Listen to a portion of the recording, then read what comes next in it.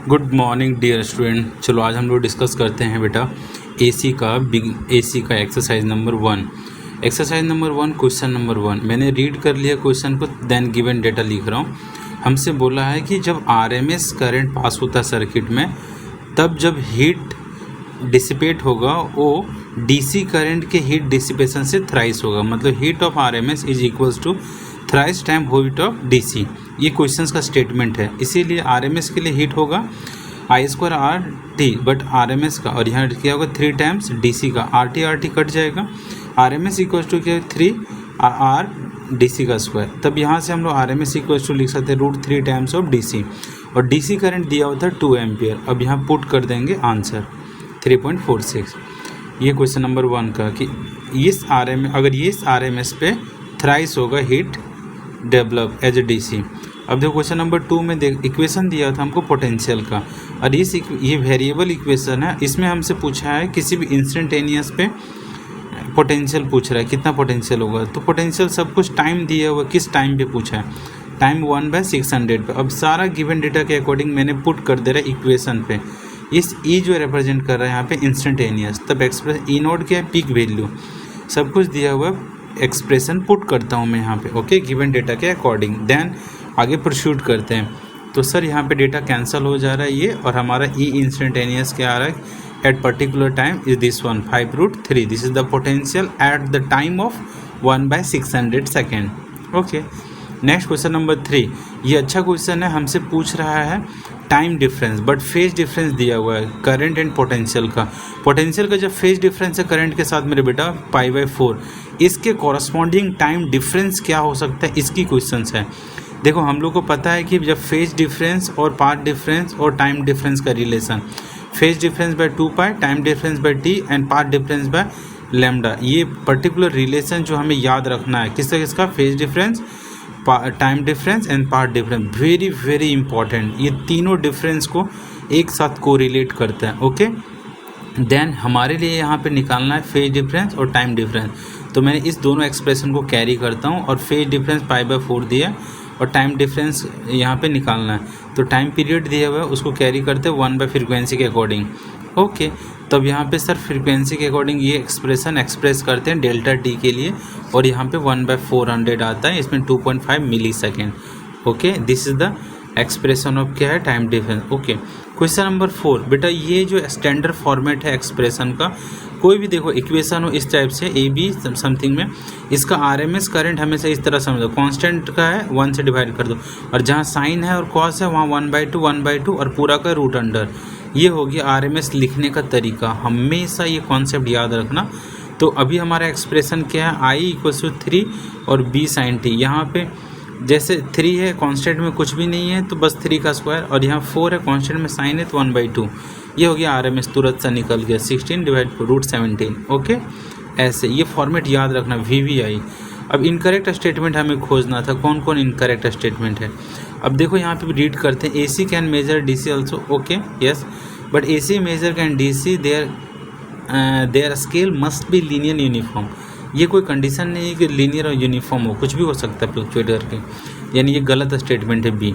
C third option देखते हैं sir क्या बोल रहे हैं मेरे बच्चे, AC and DC are based on heating effect of current. Okay, तो ये heating of effect of current पे बेस्ड होता है, ये हमेशा कहने के लिए सही नहीं है। ओके, तो ये हमेशा सही नहीं है, इसका मतलब B और C इनकरेक्ट है। Okay, question number 6। Question number 6 में फिर से दिया हुआ है, देखो I cos ωt plus I sin ωt। यहाँ जो कॉफिशिएंट दिख रहा है ना, हमें इसी का बस स्क्वायर करके रूट अंडर करना। आरएमएस का भी बताया था ना, A और B के जैसा रोल प्ले करे, सो स्क्वायर करो फिर 1/2, फिर B² 1/2, क्योंकि साइन और कॉस है। तो A का रोल प्ले कर रहा है I1 और B का रोल प्ले कर रहा है I2। ये हो गया एक्सप्रेशन अपना आरएमएस का। ओके, बस अभी ऑप्शन कौन सा मैच कर रहा है, किससे मैच कर रहा है, ये थर्ड से मैच कर रहा है। Okay, next. अच्छा, क्वेश्चन नंबर 7 में हमारा पोटेंशियल का एक्सप्रेशन बेटा दिया हुआ था स्टैंडर्ड इस तरह से। अभी देखो ये हमें स्टैंडर्ड फॉर्मेट में कन्वर्ट कर लिया, मैंने 2 को ऑलरेडी साइड कर दिया, 120 से 60 बना लिया। क्यों सर, क्योंकि ये एक एग्जैक्ट ट्रिगोनोमेट्री एक्सप्रेशन को रिप्रेजेंट करता है, sin 2θ को। अच्छा, इसीलिए मैंने ऐसे एक्सप्रेस कर दिया। और तो यहाँ पे हम लोग लिख सकते हैं 2 थीटा, थीटा का इस तरह से एक्सप्रेस करके।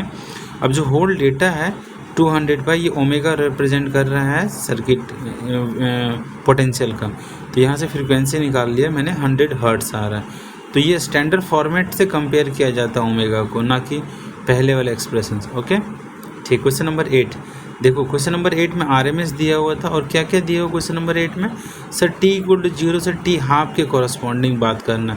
तो हम लोग को पता है t=0 से t हाफ में एवरेज साइकिल क्या रिप्रेजेंट करता है, एवरेज करंट रिप्रेजेंट करता है।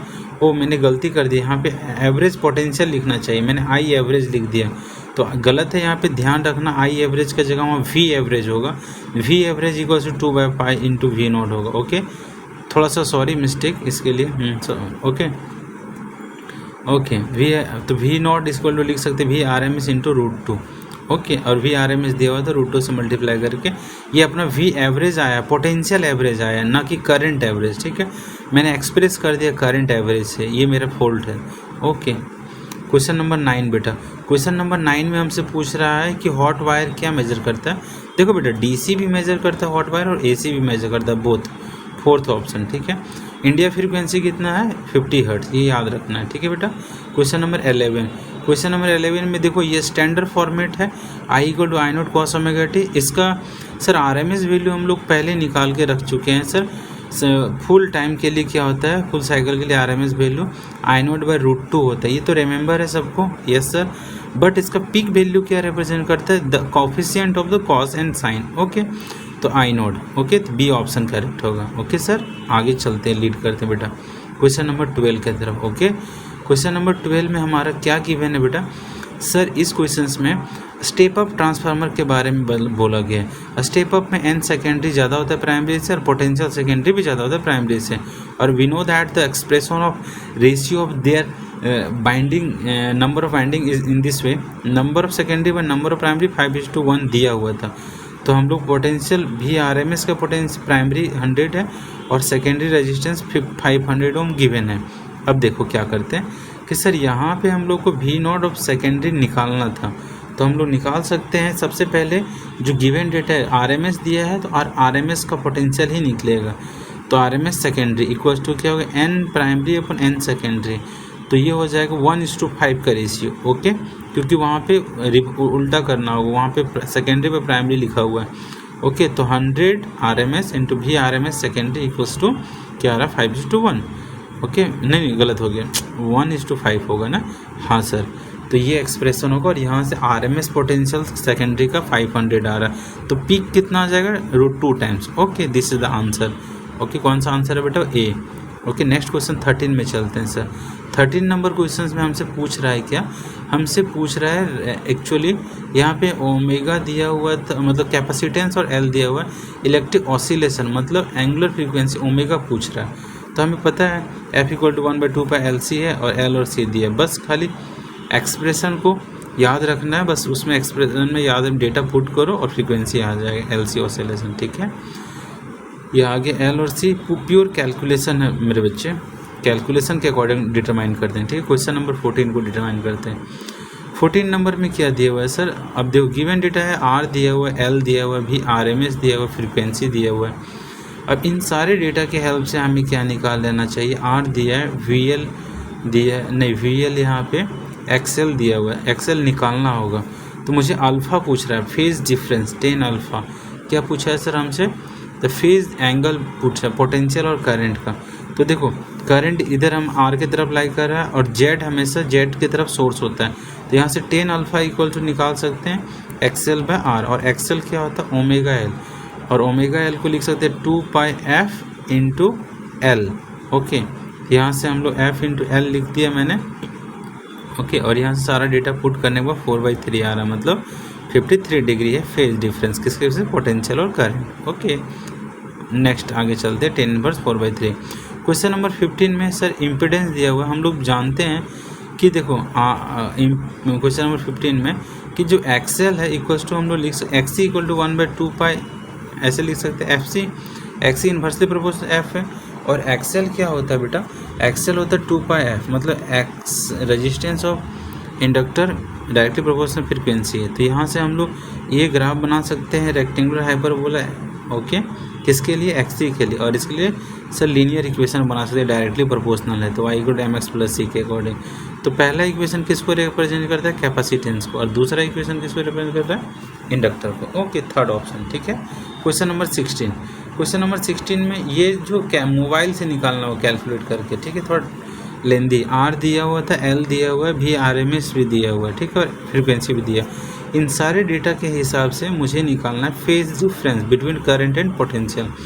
तो मैंने इधर एक्सेल बना लिया, भी बना लिया, रिजल्टेंट में जेड लाई करेगा और इधर ही सोर्स लाई करेगा, सोर्स का पोटेंशियल, और यहाँ अल्फा एंगल फॉर्म होगा।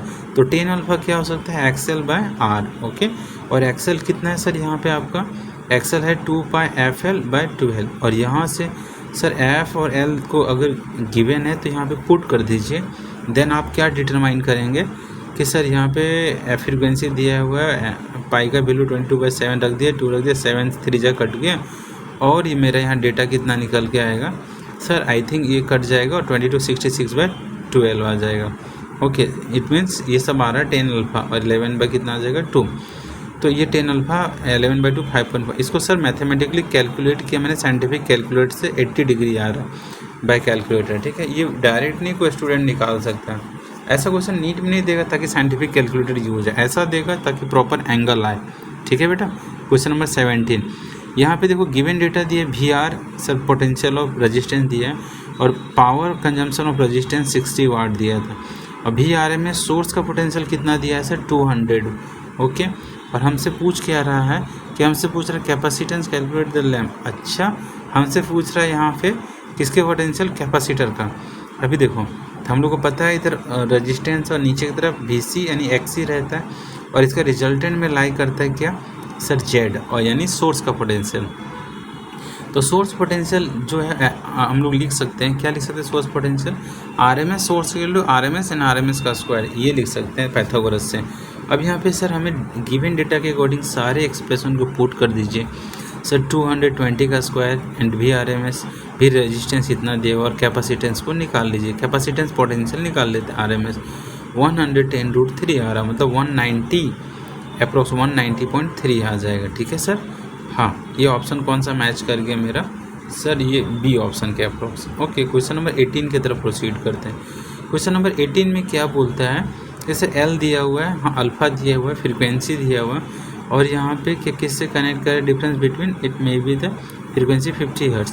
हाँ, तो यहाँ पे हम लोग देख रहे हैं कि और अल्फ़ा दिया 45 का मतलब हो गया angle between potential and current 45 दिया है, तो 10 अल्फ़ा 45 मतलब बराबर आ गया, आर और एक्सएल बराबर आ गया। हाँ सर, आर और एक्सएल बराबर हो गया, तो हमें पता है ओमेगा एल के बराबर आ गया।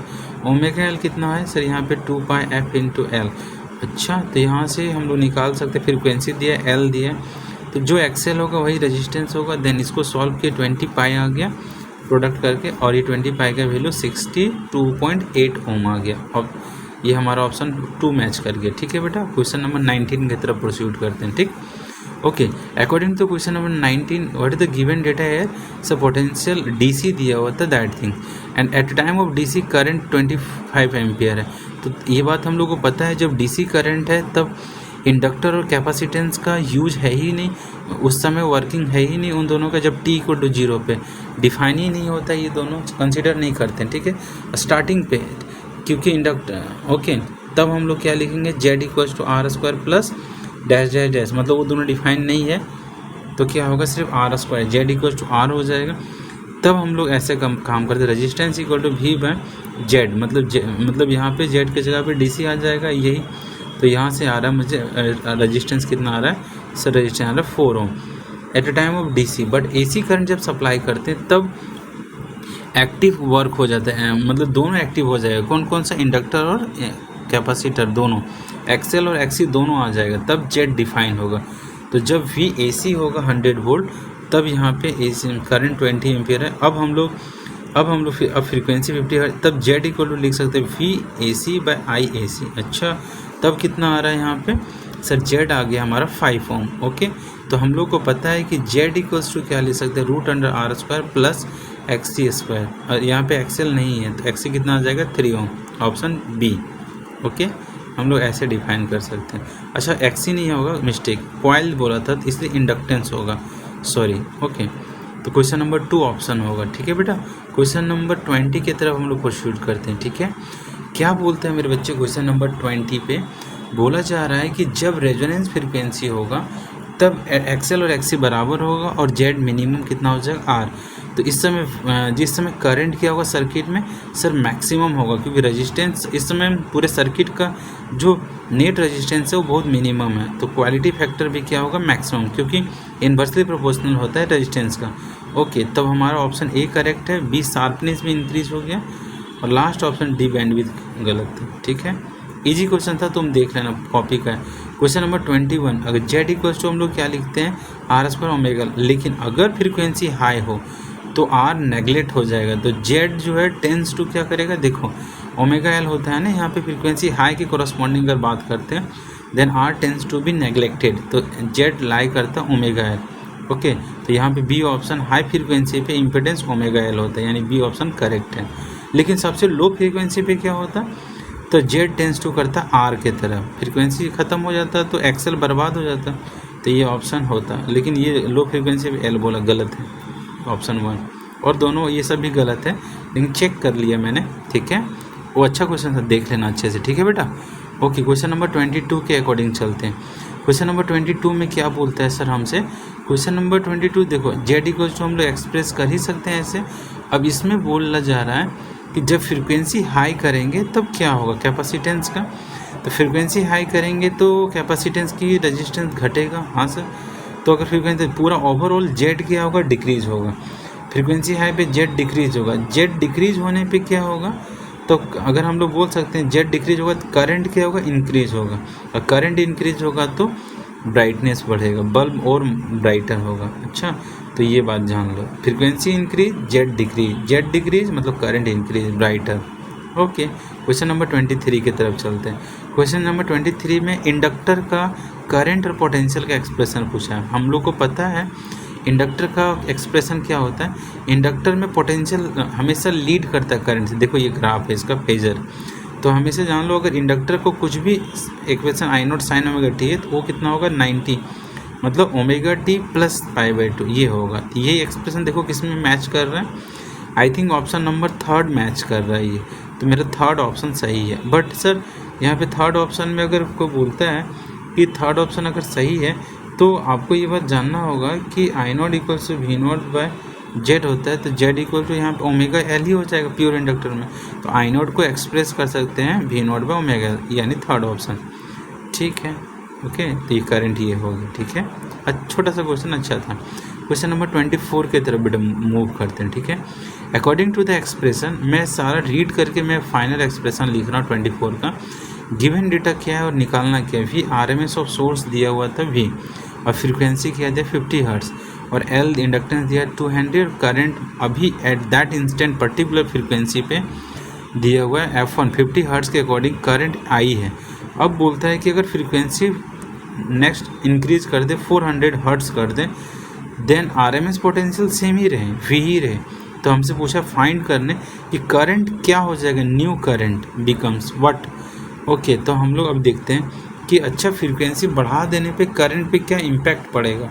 तो आगे देखो कैसे निकालते हैं, डिटरमाइन करते हैं इसको। ठीक, देखो प्योर इंडक्टर के केस में हम लोग को पता है कि प्योर इंडक्टर के केस में देखो करंट इक्वल टू क्या होता है V/Z, और हम लोग को पता है कि Z इक्वल टू क्या होगा प्योर इंडक्टर में ओमेगा एल, और ओमेगा एल तो हम लोग को पता है 2πf होता है। अच्छा, क्योंकि ओमेगा एल इक्वल 2πf, अब हम लोग को पता है करंट और फ्रीक्वेंसी इन्वर्सली प्रोपोर्शनल है, तो हम लोग ये रूल बना लेते हैं I1/I2 इक्वल टू F2/F1। तो इनिशियली करंट आई था जब फ्रीक्वेंसी कितने गिवन थी 50, अब न्यू फ्रीक्वेंसी कितनी गिवन है सर 400, उसके अकॉर्डिंग I2 कितना होगा, I2 जो हो जाएगा आई थिंक I/8 हो जाएगा, प्रीवियस 1 से 1/8 टाइम्स लो हो जाएगा। ये हमें पता चल रहा है न्यू करंट डिक्रीज हो गया। ओके, तो ऐसा हम लोग फ्रीक्वेंसी बढ़ाने से करंट डिक्रीज हो जाता है। ओके, कब, प्योर इंडक्टर में ऑब्वियसली, यानी डी ऑप्शन। और हमको पता है कि करंट लैग करता है पोटेंशियल से कितना 90 डिग्री, करंट लैग कर रहा है, लैगिंग है। ये बात तो कितने खून में बस चुका होना चाहिए मेरे बच्चे अभी तक। ठीक है। क्वेश्चन नंबर नेक्स्ट हम लोग मूव करते हैं 25 के तरफ, ठीक है बेटा। क्वेश्चन नंबर 25 में फिर से एक्सप्रेशन दिया कैपेसिटेंस के लिए। हम लोग अच्छी तरह जानते हैं कि हमारे पोटेंशियल ये दिया हुआ है, देखो ग्राफ बना लेते हैं, ठीक है। ग्राफ से अच्छे से डील होता है, लेकिन बनाने की ज़रूरत नहीं, हम लोग अच्छी तरह जान चुके हैं कि पोटेंशियल के बारे में। अभी देखो क्या पोटेंशियल दिया हुआ है, किसका पोटेंशियल दिया हुआ है सर, वी दिया हुआ है, V naught sine omega T. तो करंट क्या होता है, हमेशा लीड करता है पोटेंशियल से। कितना हो जाएगा, ये वी नॉट एक्स हो जाएगा, ये करंट आई नॉट निकाल लिया और साइन ओमेगा टी प्लस π/2 हो जाएगा। करंट का लीडिंग होगा किससे, पोटेंशियल से, अकॉर्डिंग टू फेजर, ठीक है। तब हम लोग आई नोट को एक्सप्रेस कर दे वी नोट। ये कौन सा ऑप्शन मैच कर रहा है, कॉस ओमेगा टी का। तो सर ये कॉस ओमेगा टी किस में मैच कर गए, अच्छा डी ऑप्शन। इसने कन्वर्ट ही नहीं किया, मतलब मैंने कॉस में कर दिया, उसने साइन में ही रहने दिया π/2 में, ठीक है। क्वेश्चन नंबर 26, ये तो वेरी इजी क्वेश्चन है, हमसे सिर्फ पूछ रहा है एक रेजिस्टेंस और इंडक्टेंस सर्किट में अटैच है, तब हमारा इम्पीडेंस क्या होगा, आर स्क्वायर प्लस एक्सएल का स्क्वायर, और एक्सएल को एक्सप्रेस कर सकते हैं 2πfl में। Okay that's it, C option third. Question number 27 number question देखो अच्छे से क्या करना है। 27 में क्या करना है बताते हैं कि सर इसमें सबसे पहले तो देखो सी इनिशियल कैपेसिटेंस सी था, फ्रीक्वेंसी एफ था, और रेजिस्टेंस प्योर रेजिस्टेंस कैपेसिटर का एक्स था। अब अगर कैपेसिटेंस बदल जाए और फ्रीक्वेंसी भी बदल जाए तो न्यू रेजिस्टेंस कैपेसिटर का क्या होगा, this is a my question. अब देखो XC inversely proportional omega C ऐसा होता है। अब देखो एक्सी और ओमेगा इन्वर्सली, तो हम लोग लिख सकते हैं X initial equals to omega initial और वी इनिशियल, ऐसा लिख सकते हैं। अब एक्स सी डैश कितना हो जाएगा, तो सर 1/2 ट्वाइस ओमेगा और ट्वाइस सी, ये हो गया न्यू एक्स। तो क्या हो जाएगा ओमेगा सी, यानी पुराने से कितना 4 टाइम्स आ जाएगा, बस और कुछ नहीं, मतलब x/4 हो जाएगा पहले के कंपेयर में। क्वेश्चन नंबर 28 में क्या पूछा है हमसे, अक्वायल ऑफ चॉक, ठीक है। अक्वायल ऑफ ए चॉक हमसे पूछ रहा है क्या होगा सिचुएशन इस केस में, ठीक है। तो इस केस में हम लोग क्या बोल सकते हैं कि यहाँ हाई रेजिस्टेंस डीसी होगा, क्यों, क्योंकि चॉक कॉयल में क्या होता है कि फ्रीक्वेंसी बहुत हाई होता है, फ्रीक्वेंसी हाई होने से एक्सेल बहुत हाई हो जाता है, और एक्सेल हाई होने से क्या होगा, तो पावर लॉसेस होता है जीरो, और पावर लॉसेस जीरो होने से ये सिचुएशन होता है, पावर लॉसेस क्या होगा जीरो, जैसे देखो लिख देते हैं omega very high so the R is neglected, okay. And क्या होगा सिचुएशन, फेजर के अकॉर्डिंग हम लोग बोल सकते हैं कि फेजर के अकॉर्डिंग ये किधर जा रहा है एक्सप्रेशन से, फेजर के अकॉर्डिंग, ये फेजर के अकॉर्डिंग इधर लाई करेगा, टेंस करेगा, ऊपर की तरफ टेंड करेगा, हाँ कौन सा लाई करेगा, ओमेगा एल उधर लाई करेगा अपर में, तो टेंस टू 90 डिग्री। तो यहाँ अल्फा कितना हो जाएगा जीरो, पावर लॉसेस जीरो हो जाएगा। लेकिन जेड इक्वल्स टू हम लोग लिख सकते हैं, देखो कॉस अल्फा है और यहाँ पे अल्फा 90 हो जाएगा, लॉसेस जीरो होगा पावर, तो सर पावर लॉसेस जीरो हो जाएगा, तो हम लोग बोल सकते हैं जेड बहुत हाई हो जाएगा, जेड बहुत हाई हो जाएगा ऐसे केसेस में, ठीक है। तो जेड हाई हो जाएगा, तो ओके तो यहाँ पे हम लोग बोल सकते हैं कंट्रोल करता है किसको, so control current the coil chalk coil, ठीक है। ये ऐसी सिचुएशन होगा इसका, ठीक है। थ्योरेटिकल आंसर दे सकते हैं। क्वेश्चन नंबर 29 में एल दिया हुआ है, फ्रीक्वेंसी दिया हुआ है, और बेटा हम लोग यहाँ से एक्सएल निकाल सकते हैं गिवन डेटा से। कितना हो जाएगा एक्सएल, सर इजीली निकाल सकते हैं क्या हम लोग, हाँ बेटा छोटा सा क्वेश्चन था 29 में 2πfl। 30 number question, sir are दिया है, एल दिया है, और भी RMS दिया 120, ओके। अब इन तीनों गिवन डेटा के अकॉर्डिंग हमें निकालना क्या है सर, जेड।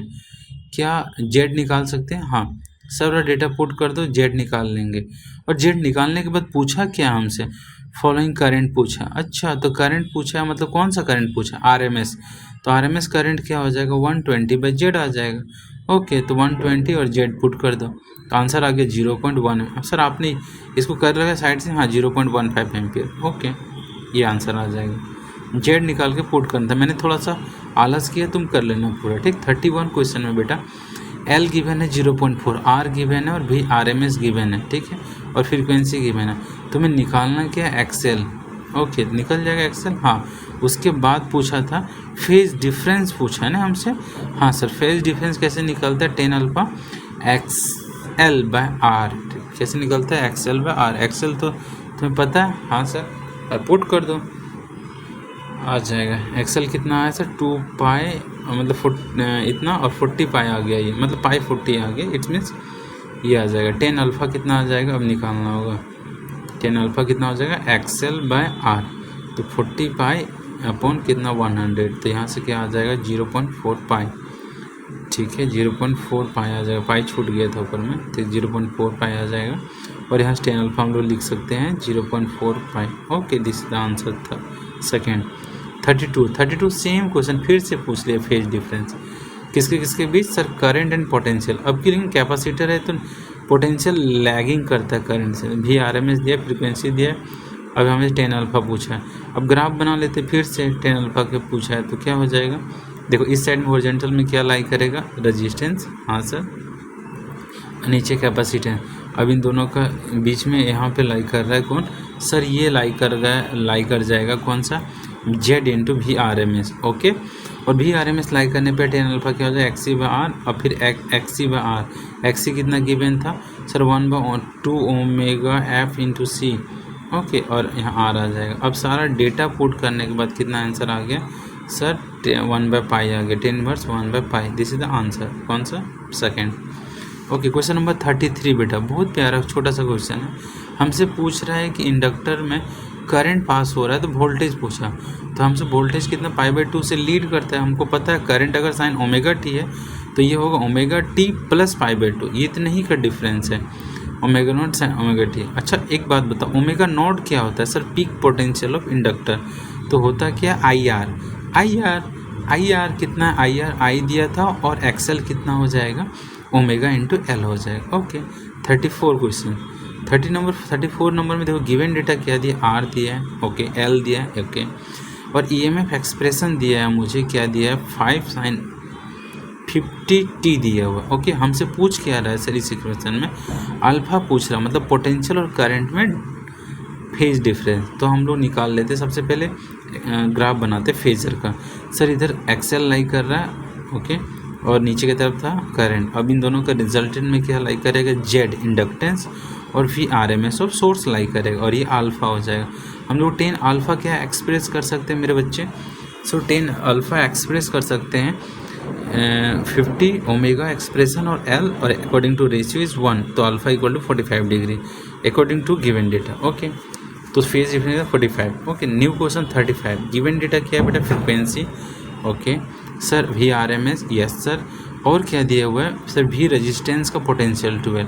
अब हमें इन तीनों के अकॉर्डिंग कैपेसिटर का सर्किट है, निकालना है कैपेसिटर की पोटेंशियल। तो हमें पता है कि सोर्स का पोटेंशियल दिया और कैपेसिटर पोटेंशियल निकालना है और रेजिस्टेंस पोटेंशियल दिया, तो सर पाइथागोरस लगा दीजिए। ओके, वेरी इजी क्वेश्चन, मतलब सोर्स पोटेंशियल कैपेसिटर ये हो गया। अब गिवन डेटा के अकॉर्डिंग सिर्फ डेटा पुट कीजिए और आंसर आ गया किसका, कैपेसिटेंस का पोटेंशियल। RMS पोटेंशियल है कैपेसिटर का, आ जाएगा कितना आ गया यहाँ से सर रूट सॉल्व करके 16 वोल्ट आया। Okay, answer number second. Okay, question number 37 में प्रोसीड करते हैं।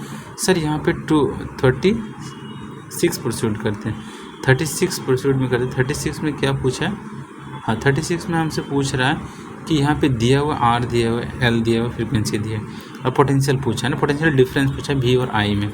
बस पुट इंडक्टर का केस है, एक्सेल ऊपर लाई करके VL लाई कर, इंडक्टर इधर लाई कर रहा है। तो 10 अल्फ़ा फिर से पूछा, एक ही क्वेश्चन रिपीट किए जा रहा है मेरे बच्चे। आपको हमेशा बेसिक टर्म याद रखना, सब कुछ हो जाएगा। तो 10 अल्फ़ा क्या हो जाएगा सर, एक्सेल बाई क्या आ जाएगा R, एक्सेल बाई R आ जाएगा, तो ओमेगा L बाई R आ गया, और यहाँ से 2 पाई 20 आ जाएगा, R आ गया। अब यहाँ से सारा डेटा पुट करके अल्फ़ा निकाल लिए, सब कट गया, 1 आ गया sir, 10 alpha equal to, then alpha क्या हो जाएगा 45 डिग्री। वाह, ये फेज डिफरेंस किसके बीच है सर, करंट एंड पोटेंशियल के बीच। अब 37 नंबर, 37 में क्या पूछा, छोटा सा क्वेश्चन है, जेड पूछा, तो ये रूट अंडर किसका हो जाएगा, R² और सर एक्सेल का स्क्वायर, बस आ गया 250 आंसर है। ठीक है, क्वेश्चन नंबर 38 बेटा, 38 में क्या पूछा है सर, 38 नंबर क्वेश्चन में वेरी इजी क्वेश्चन है, कोई ज़्यादा टफ नहीं है। 38 फिर से यही पूछा है। अब आपको ये आता है पाइथागोरस, इसको सॉल्व कर लीजिए। सर यहाँ पे पोटेंशियल किसका पूछ लिया है सर, रेजिस्टेंस का। पाइथागोरस सॉल्व करके रेजिस्टेंस का पोटेंशियल सॉल्व किया, 132 वोल्ट आ रहा है। Okay, next 39 number question. Frequency दिया हुआ एल दिया, ये बात ध्यान रखना।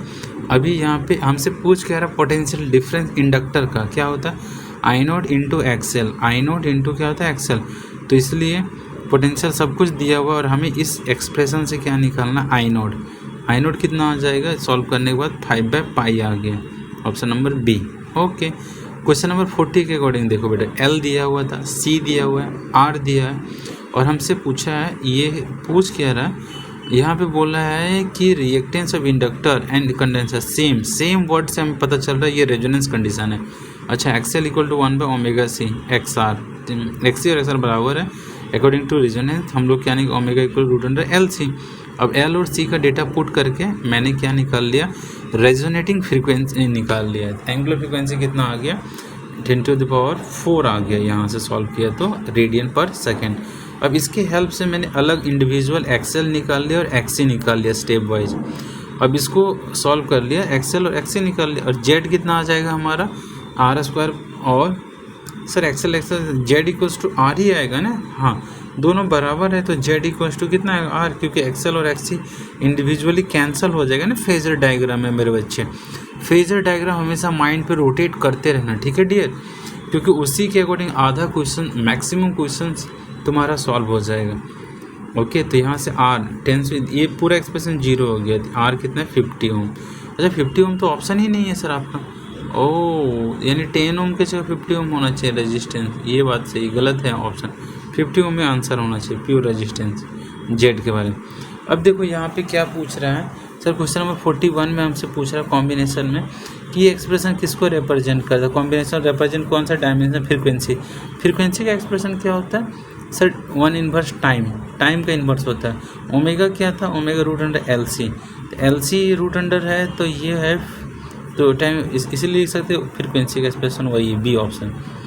तो 42 में हम लोग क्या पूछा है, क्वेश्चन नंबर पूछ रहा है कि रिएक्टेंस एंड इंडक्टेंस कितना कितना ये दिया हुआ है, 200 एंड 600। एक्सएल कितना दिया, 200, एक्सी 600। तब हमसे जेड निकालने बोल रहा है, जेड कितना है, Z1 बोला अभी, और इंटरचेंज कर देने के बाद Z2 क्या होगा ये पूछा है, तो Z1 क्या होगा, R² plus XC minus XL। तो ये एक्सप्रेशन क्या आ जाएगा, R² इंटू 400 का स्क्वायर, ये आ गया Z1। लेकिन देखो अभी बता रहे हैं, हमसे थोड़ा रीड कर रहा हूँ, ये Z1 है।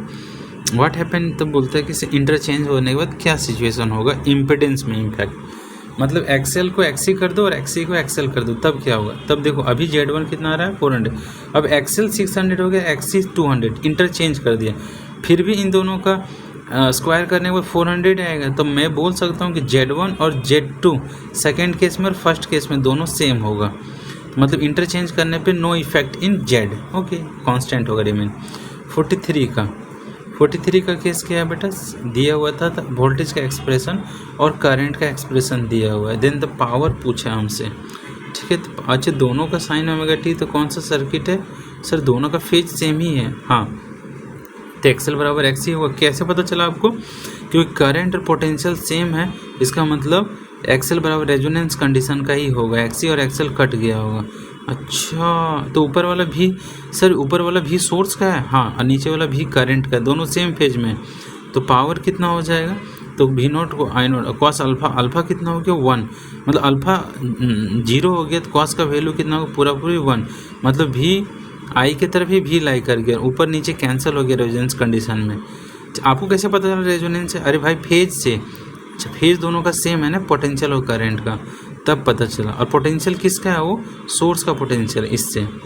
ये अच्छा क्वेश्चन है, छोटा सा बट इजी क्वेश्चन है, ठीक है, ध्यान रखना। ओके, क्वेश्चन नंबर 43 को मूव करते हैं। अच्छा, मैंने यहाँ पे एक चीज़ गड़बड़ किया है कि जैसे यहाँ पे आंसर में कैलकुलेशन मिस्टेक किया है कि देखो यहाँ पे V0 और I0 है, तो V0 की जगह पे हम लोग ये लिखना है कि V0/R, ठीक है, और कॉस अल्फा 90 डिग्री, तो V0 कितना था 100 और R कितना है, R 100 है, तो यहाँ से कैंसिल हो जाएगा 2/100, तो कैंसिल हो 50 आ रहा है, ठीक है, ओके, ये 50 आ जाएगा, यहाँ से 50 वाट आंसर। Question number 44। अब देखो क्वेश्चन नंबर 44 में मेरे डियर स्टूडेंट क्या दिया हुआ है, रेजोनेंस फ्रीक्वेंसी के कॉरस्पॉन्डिंग हमसे पूछ रहा है। तो रेजोनेंस फ्रीक्वेंसी के कॉरस्पॉन्डिंग क्या होता है, एक्सएल और एक्सी कैंसिल हो जाएगा और करंट सर्किट में मैक्सिमा होगा, और मैक्सिमम करंट होगा तो सर सोर्स का पोटेंशियल और रेजिस्टेंस के तरफ लाई करेगा, करंट के तरफ, तो फेज डिफरेंस कितना हो जाएगा, सोर्स और करंट के बीच फेज डिफरेंस 0 हो जाएगा, सेम लाई करेगा। अच्छा, तो अल्फ़ा 0 हो जाएगा, यानी कॉस वैल्यू 90 हो जाएगा, पावर फैक्टर 1 हो जाएगा। तब हम लोग बोल सकते हैं इसका ऑप्शन कौन सा लाई कर जाएगा हम लोग का, सर सेकेंड ऑप्शन लाई करेगा, क्योंकि देखो करंट और मैक्सिमम पोटेंशियल फेज दोनों सेम, फेज एंगल 0 हो जाएगा। Good question. 45 में हमसे दिया हुआ वी आर दिया है, ठीक है, रेजिस्टेंस के अक्रॉस पोटेंशियल कितना दिया है 150, और वी एल इंडक्टर के अकॉर्डिंग RMS दिया है 150, मतलब 200 और 150। ओके, अब हमारे पास फेजर डायग्राम है, तो हमें पता है सर VL, ओके, और R पता है, तो हम भी RMS निकाल सकते हैं। हाँ, पाइथागोरस से हेल्प से। ओके, तो भी RMS चुटकी में निकाल सकते, क्या दिक्कत है भाई, रूट अंडर पाइथागोरस पढ़ के। हाँ, 150 का स्क्वायर 200 का स्क्वायर, तो कितना आ जाएगा इसको, मोबाइल में कैलकुलेट किया, तो मैंने कैलकुलेट किया तो आ रहा है सर, ये आ रहा है आंसर कितना 250। ओके गुड, नेक्स्ट आगे क्वेश्चन हम लोग मूव करते हैं। 250 इजी है भाई, इसको मैंने मोबाइल से कैलकुलेट करके रूट लगा लिया, ठीक है, 400, ठीक है, और इससे निकाल के, ठीक है, 250 वोल्ट आ रहा है। 46 नंबर क्वेश्चन। 46 नंबर क्वेश्चन में हमसे पूछ क्या रहा है मेरे बच्चे, सर इस क्वेश्चन के अकॉर्डिंग क्या पूछा जा रहा है, XL और XC और R दिया हुआ है, ठीक है। अब बोलते हैं ऑप्शन ए चेक करो सही कि गलत, वोल्टेज, ठीक है, वोल्टेज अक्रॉस L और C पाई डिफरेंस। हाँ, इंडक्टर और कैपेसिटर पाई डिफरेंस है। अब कुछ ऑप्शन 2 बोलता है कि करंट इन L और R सेम फेज। हाँ, तीनों का करंट तो सेम ही रहता है सीरीज में। थर्ड ऑप्शन R और L π/2 से डिफरेंस। हाँ, थर्ड भी सही है, फोर्थ गलत है। ओके, यानी ए ऑप्शन करेक्ट हो गया।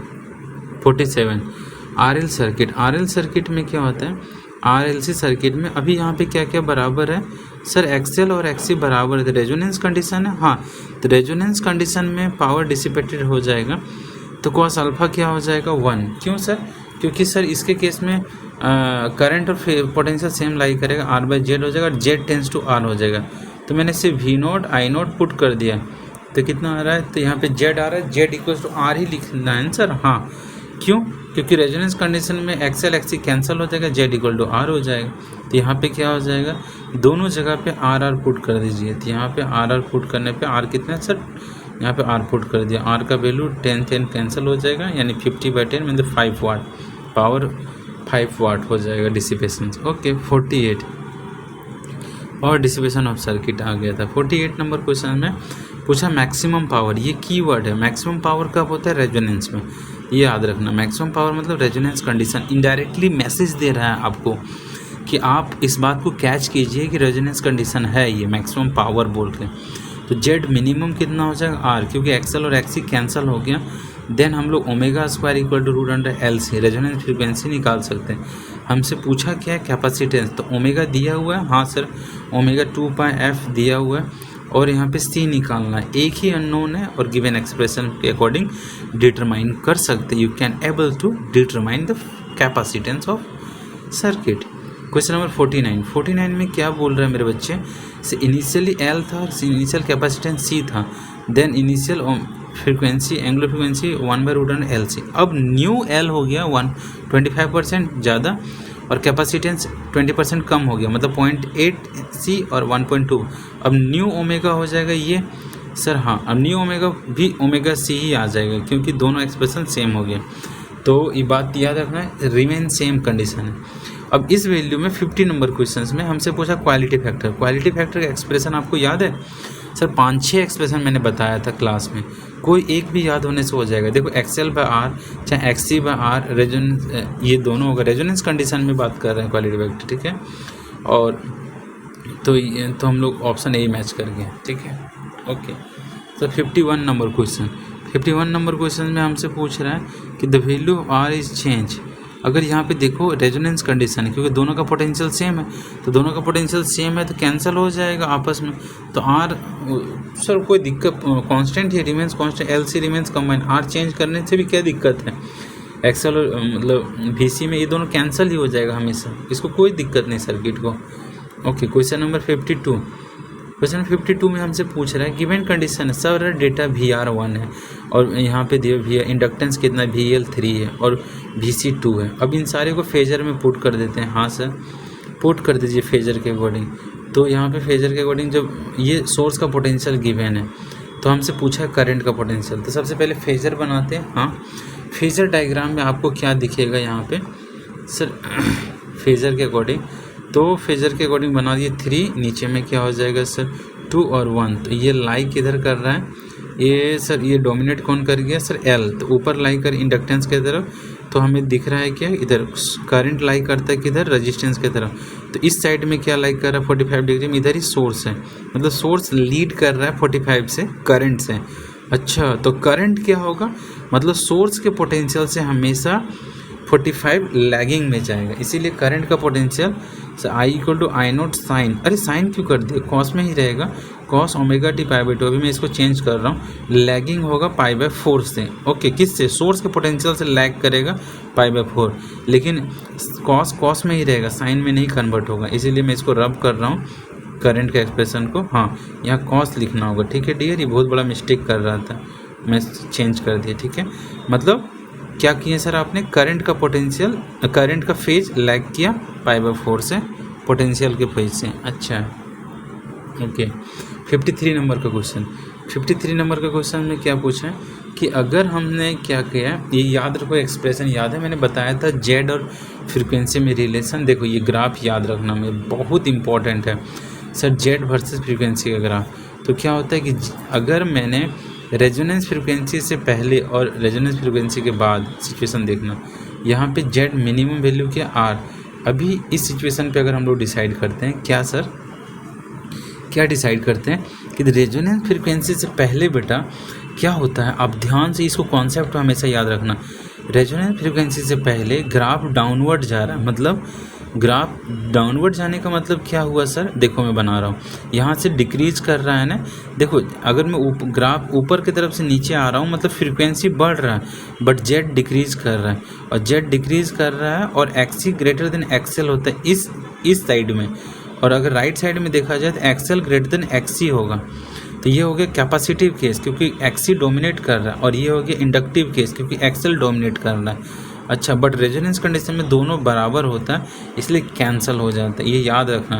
फ्रीक्वेंसी बढ़ाने से जेड डिक्रीज करता है, देन एक रेजोनेंस फ्रीक्वेंसी के बाद फिर जेड इंक्रीज करता है। तो यहाँ पे कौन सा केस हो गया sir, decrease the impedance. Okay, decrease कर रहा है इम्पिडेंस, मतलब कौन सा केस है, कैपेसिटिव केस की तरफ है। तो ये कौन सा केस है, कैपेसिटिव और रेजिस्टेंस का केस है। ओके, अगर जेड इंक्रीज करता मतलब कौन सा केस होता है, इंडक्टिव। ओके, 54 क्वेश्चन जाओ बेटा। 54 के अकॉर्डिंग हम लोग क्या देखते हैं कि ये LCR सर्किट है, और इस सर्किट के अकॉर्डिंग हम लोग क्या देखें 400 वोल्ट है और VR दिया हुआ है। तो इसके एक्सप्रेशन में रेजोनेंस कंडीशन है सर, हाँ बेटा। तो इधर इस एक्सप्रेशन में R लाइक कर रहा है हॉरिजॉन्टल में। ओके, तो R हॉरिजॉन्टल में लाइक कर रहा है कितना सर, 50 ओम। ओके, तो हम लोग देख रहे हैं जो भी पोटेंशियल होगा सोर्स का पोटेंशियल रेजिस्टेंस का हो। क्यों सर, क्योंकि इंडक्टर और कैपेसिटर कैंसिल हो जाएगा इच अदर, मतलब सोर्स का पोटेंशियल इंडक्टर ही कंज्यूम करेगा पूरा। हाँ, तो करंट क्या लिख सकते हैं, current resistance sir V of source divide by V of resistance. Source का पोटेंशियल कितना है सर, 100 डिवाइड बाई 100 यानी 1 एम्पियर। सर कितना 52 एम्पियर होगा ना, ये कितना आ रहा है, रेजिस्टेंस कितना था 52 एम्पियर आ रहा है। ओके, ये बात है। क्वेश्चन नंबर 55 में देखो, 55 अच्छा क्वेश्चन है, ध्यान से करना, ठीक। मैं पूरा फेजर के अकॉर्डिंग बना रहा हूँ। देखो एक्सएल उधर, एक्सी इधर, आर। अब हम लोग अच्छे से जानते हैं। अभी देखना, अगर मैं तुमसे बोलता इन फेज पोटेंशियल से, लीडिंग पोटेंशियल से, नहीं लैगिंग, गलत, तीनों गलत है। अब देखो question number 4, before the resonance, resonance से पहले कौन डोमिनेट करता था, रेजोनेंस से पहले डोमिनेट करता था, ग्राफ याद है ना। ये ग्राफ में देखो हम लोग क्या जानते हैं कि रेजोनेंस फ्रीक्वेंसी से पहले कौन होता है, बिफोर में क्या होता है, बिफोर में एक्सी डोमिनेट करता है। अच्छा, और रेजोनेंस फ्रीक्वेंसी के बाद कौन डोमिनेट करता है, XL, and after the resonance या एक्सी ग्रेटर देन एक्सएल है। अच्छा, और आफ्टर द रेजोनेंस क्या होगा, एक्सएल ग्रेटर देन एक्सी हो जाएगा। अच्छा, तो अब यहाँ जेड इंक्रीज होगा, ठीक है। तो हमसे पूछा है, ध्यान से देखो, पूछ रहे हैं कि बोलते before the resonance leading from phase, before the resonance capacitor की तरफ बनेगा क्योंकि कैपेसिटर में एक्स से डोमिनेट कर गया। अच्छा, फ्रीक्वेंसी लेस देन है रेजोनेंस से, तब इधर होगा जेड, तब जेड इधर होगा तो कितना लैग कर रहा है, कुछ भी समथिंग लैगिंग एंगल होगा अल्फा से। लेकिन अगर फ्रीक्वेंसी ग्रेटर देन है रेजोनेंस से, तब यहाँ पे जेड, जब यहाँ पे एक्सेल डोमिनेट कर गया तब ये इंडक्टिव का केस हो गया, ये है फेजर। तो हम लोग बोल सकते हैं कि इस तरह से फ्रीक्वेंसी बनता है हमेशा, यानी ऑप्शन 4 करेक्ट है और स्टार क्वेश्चन है, मतलब बहुत अच्छा कॉन्सेप्ट को बताता है ये। 56 को आगे देखते हैं बेटा। LCR सर्किट है यहाँ पे सर। हाँ, LCR सर्किट में हम लोग क्या देख रहे हैं, 3 डेटा गिवन है, कौन कौन सा, VL, VC और VR। अब इन तीनों गिवन डेटा के अकॉर्डिंग हमें रिजल्टेंट ऑफ सोर्स निकालना है। बहुत इजी क्वेश्चन है, इजीली निकाल सकते हैं। 40, 30 और सोर्स का पोटेंशियल कितना, 50 हो जाएगा। बहुत इजी क्वेश्चन है, ठीक है। तो यहाँ से ऑप्शन कौन सा मैच आ गया sir, 4th D. 57 number question देखो 57 में LCR सर्किट में पहले given data frequency, okay, L, okay, R, C दिया हुआ है, फिर R दिया हुआ है। अब हम लोग यहाँ से आराम से एक्सेल भी निकाल सकते हैं। कैसे, देखो पहले जेड निकालते हैं। जेड इक्वल टू क्या एक्सप्रेस करते हैं हम लोग LCR में, Z equal to root under, sir Z तो जानते हैं ना LCR सर्किट का, रूट अंडर क्या होता है, R square plus XL minus XC का whole square, okay, XL minus XC का होल स्क्वायर। फिर क्या हो जाएगा यहाँ पे सर जी, सर XC कितना है, 1/ωc, ओके। तो अभी देखो XL निकाल लेते हैं, XL कितना हो जाएगा सर, XL हो जाएगा 2πf इंटू L, और यहाँ पे हमें F दिया हुआ है, L दिया हुआ, पुट कर लिया तो 1000 ओम आ गया, ओके, 1000 ओम, ओके। तो यहाँ से क्या आ जाएगा, 1000 ओम आ जाएगा। तो फिर यहाँ पे अब अच्छा, तो यहाँ पे XC भी निकालना होगा, XC सॉल्व किया, XC भी 1000, अरे ये तो रेजोनेंस आ गया, तो जेड मिनिमम तो R ही हो जाएगा, R का आंसर कितना, 100 आ जाएगा। अच्छा, मुझे चेक कर लेना चाहिए कि कितना है रेजोनेंस कंडीशन है कि नहीं, तो जेड आगे कितना, 100 हो, ओके।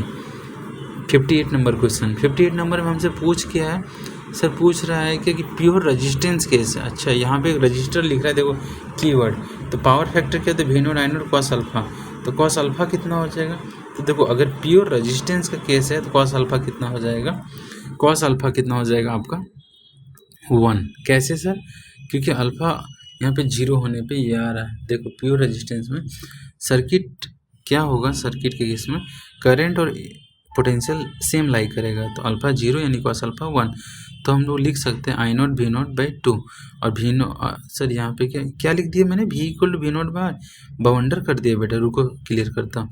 V0/R कैसे हो गया सर, IR होता है ना, हाँ, तो V इक्वल टू, तो आपने I0/R लिख दिया, रुको क्लियर कर रहा हूँ इसको, रुको सेलेक्ट करता हूँ ना, रबर कभी कभी हो जाता है, जल्दी में स्पीड में लिखता हूँ ना, तो कुछ और भी सोचता हूँ तो लिख देता हूँ, ओके, ठीक है, कंसिडरेबल है, ठीक है।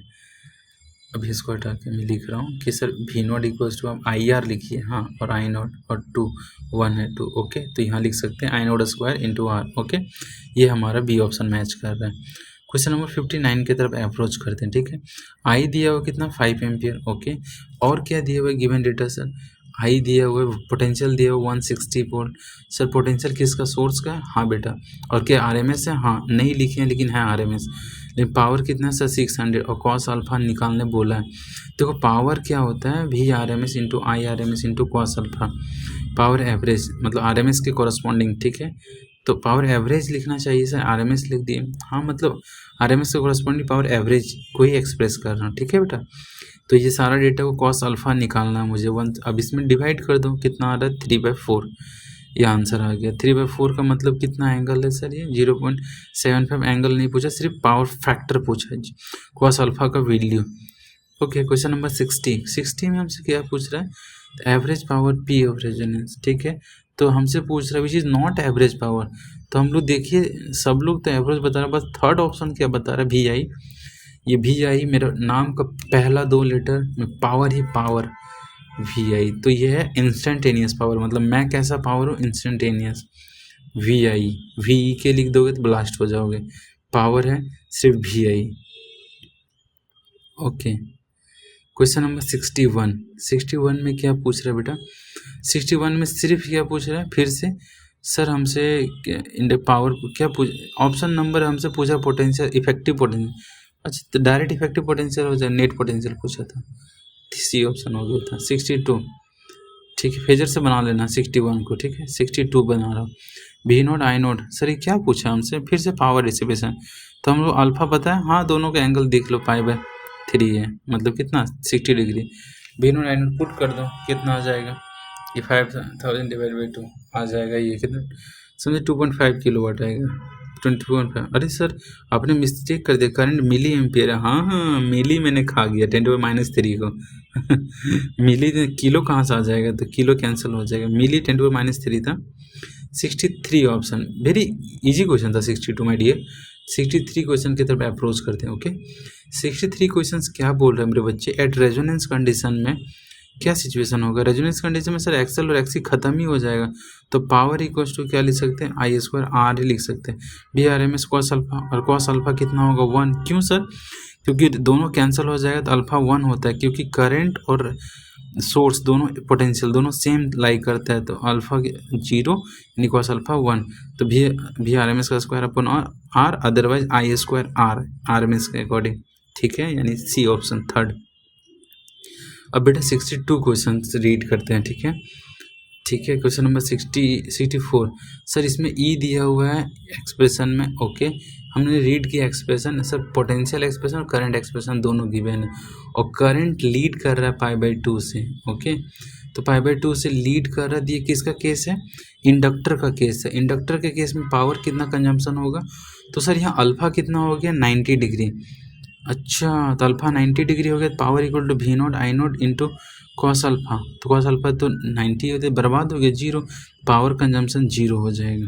अच्छा तो ऐसे लिखते हैं, तो पावर इंस्टेंटेनियस हम लोग क्यों निकाल रहे हैं, बता रहा हूँ, देखो पावर हम लोग एवरेज निकाल के आंसर रिपोर्ट कर रहे हैं, तो पावर कंजम्पशन तो क्या हो जाएगा, तो यहाँ लिखते थे power average equals to my dear क्या एक्सप्रेस करते हैं according to given expression E naught I naught into 2 into cos alpha, and according to expression E and I express कर अल्फा 90 डिग्री, मतलब कॉस 0 हो जाएगा पूरा आंसर। पावर कितना होगा इंडक्टर में 0, हम लोग को पता है प्योर इंडक्टर में पावर लॉस 0 होता है।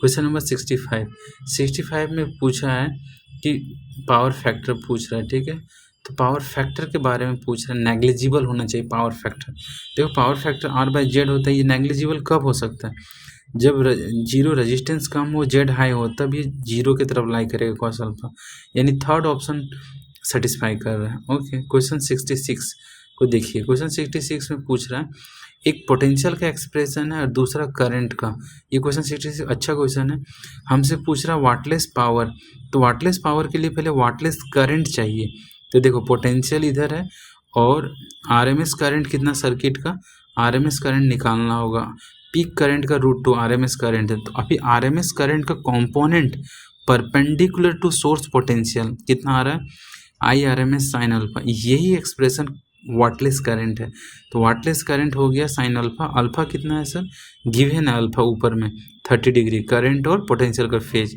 तो ये आ गया 50/√2 wattless current. By help of wattless current we can be determine the wattless power of a circuit. So VRMS हमें पता है कितना दिया हुआ है sir, VRMS 100/√2 and wattless current कितना है 50/√2, इन दोनों के प्रोडक्ट से मुझे क्या मिला बेटा वाटलेस पावर, क्योंकि वाटलेस करंट से निकाला गया पावर है।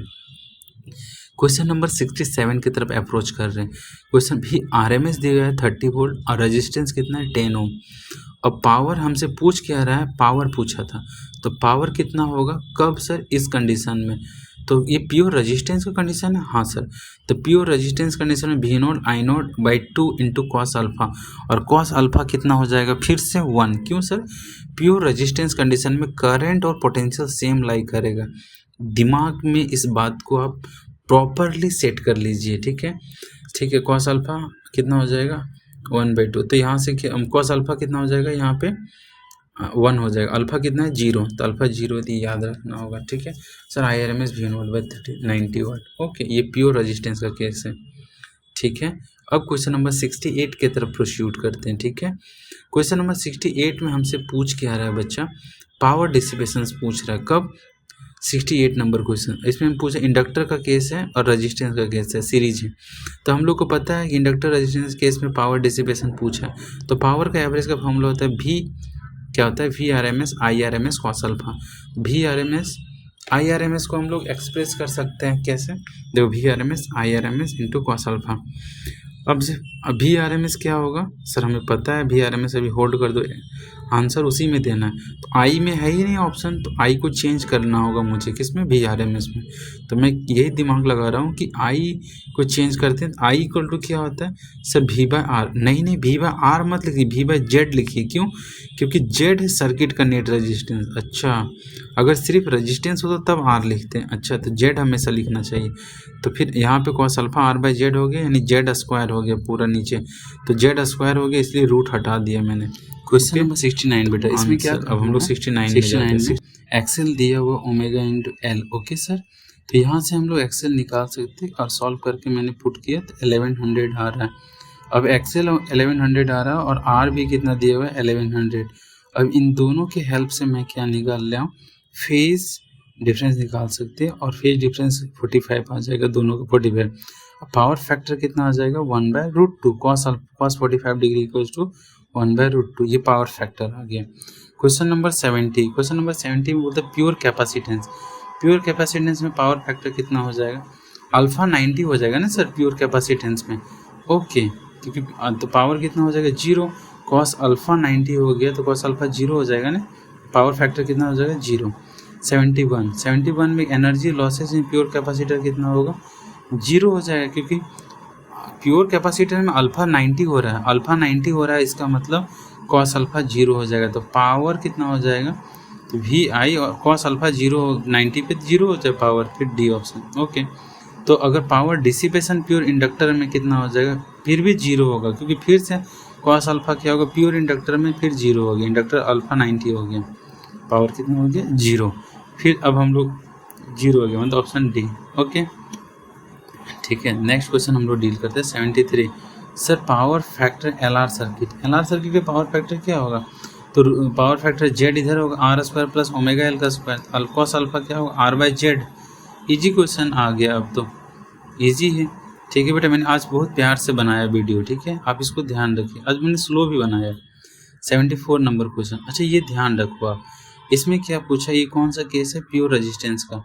तो प्योर रेजिस्टेंस केस में हम लोग निकाल सकते हैं पावर फैक्टर। पावर फैक्टर कितना होगा, तो cos अल्फा हम लोग एक्सप्रेस कर सकते हैं, कैसे सर, तो देखो अगर दोनों अल्फा 0 हो गया तो cos अल्फा 1 हो गया, तो cos अल्फा VRMS IRMS। तो यहाँ पे हम लोग दिख रहा है सर करंट के टर्म में ही एक्सप्रेस करने बोल रहा है मुझे, ठीक है, तो IRMS इंटू R कर दिया, I² R, तो A² R आ गया, B option.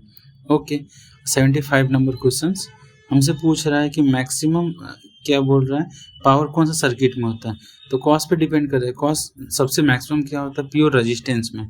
Okay, pure resistance में कॉस अल्फा सबसे बड़ा होता है मैक्सिमम, तो मैक्सिमम पावर लॉसेस की तो ओनली रेजिस्टेंस केस में, यानी D option, pure resistance case में पावर मैक्सिमम होगा। ओके ठीक है, थैंक यू बेटा।